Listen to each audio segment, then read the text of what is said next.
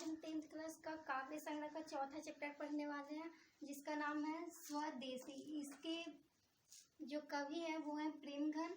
तो सबसे पहले प्रेमघन के बारे में पढ़ेंगे कि वो कौन थे और उनका जन्म और मृत्यु कब हुआ। तो उनका जन्म हुआ था 1855 ईस्वी में मिर्ज़ापुर यानी उत्तर प्रदेश में हुआ था। उनका निधन के बारे में बताया जाता है कि 1922 ईस्वी में हुआ था।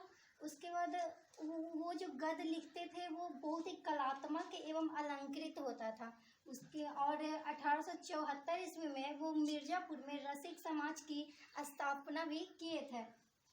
उन्होंने 2 पत्रिकाओं का भी संपादन किया, जिसमें एक तो है मासिक पत्रिका और दूसरा है साप्ताहिक पत्रिका। और मासिक पत्रिका का उनका नाम है आनंद कादम्बिनी और साप्ताहिक पत्रिका का नाम है नागरी नीरद। और वो तो सभापति भी रहे थे कलकत्ता अधिवेशन में, और उनकी जितनी भी रचनाएं हैं वो प्रेमघन सर्वस्व में संग्रहित कर दी गई हैं। यानी कि उनका जो भी रचना है वो एक जगह इकट्ठा कर दिया गया है। किस नाम से? तो प्रेमघन सर्वस्व के नाम से। आगे उनकी रचनाओं के बारे में पढ़ना। तो उनकी रचनाएं, उन्होंने 2 नाटकों का संपादन किया, जिसका नाम था भारत सौभाग्य और प्रयाग रामागमन।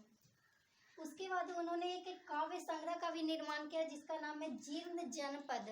और ये जो काव्य संग्रह है वो मूल रूप से ग्रामीण इलाकों पे, मतलब कि ग्राम को लेके उसको संपादित किया गया, यानी कि गांव के बारे में उसमें कुछ बताया गया होगा।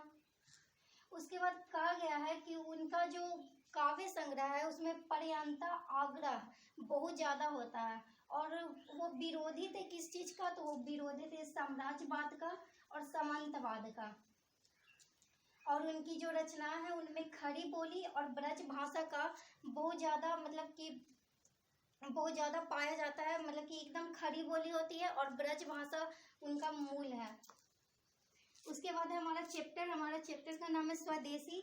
स्वदेशी में सबसे पहले तो धूमिलता, मतलब कि जो स्वदेशी, तो स्व मतलब क्या होता है? स्वयं, और देश हमारा देश। तो स्वयं हमारा देश कौन है? भारत। तो इसमें मूल रूप से भारत के बारे में ही कवि बताना चाहते हैं।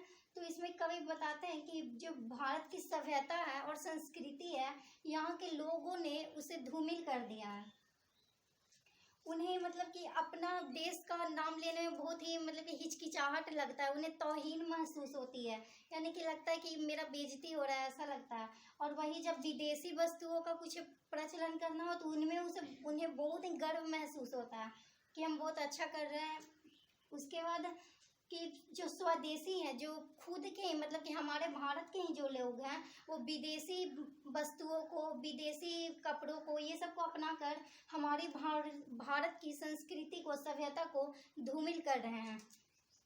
उसके बाद है कि जैसे लगता है कि भारत में तो भारतीयता मिट सी गई है। यानी कि भारत देश, जैसे कि हर एक देश की अपनी एक सभ्यता होती है, तो अगर हम भारतीयता के बारे में कहें तो भारत में वो कवि के अनुसार मिट गई है। उसके बाद कवि कहते हैं कि लोग, मतलब कि जो खान पान है, चाल चलन है, रंग ढंग है, रहन सहन है, ये सब मतलब कि विदेशी अपनाना चाहते हैं, अपने भारत का नहीं अपनाना चाहते हैं।